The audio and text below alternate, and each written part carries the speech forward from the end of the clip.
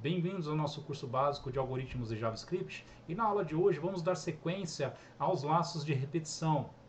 Na aula passada nós vimos o laço de repetição while.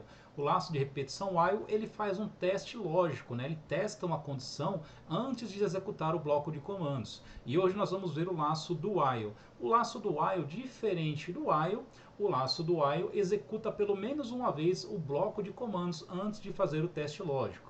Pessoal, eu trouxe aqui um exemplo utilizando a aula passada com os dois laços de repetição para a gente fazer a comparação, qual que é a diferença entre um e o outro. Vai ficar mais fácil da gente visualizar aqui no VS Code.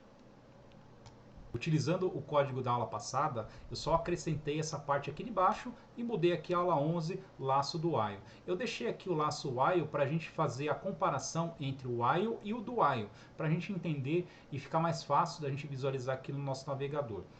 Pessoal, lembra que a gente colocou aqui um valor para uma variável a valendo 10. Enquanto o a for menor do que 10, vai executar essa rotina, né, esse bloco de comandos aqui.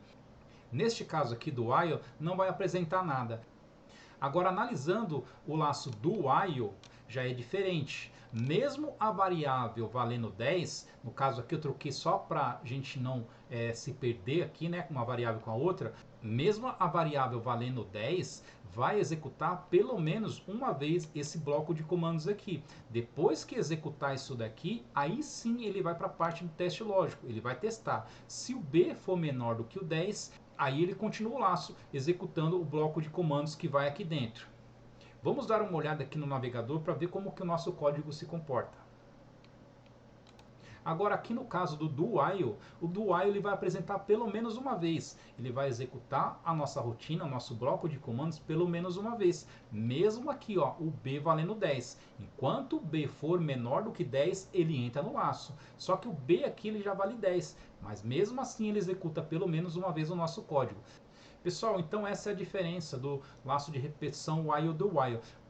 O laço while ele testa antes de executar e o laço do while ele executa pelo menos uma vez o nosso código e depois ele vai fazer o teste, tá? Então essa é a diferença entre os dois laços de repetição, o while e o do while.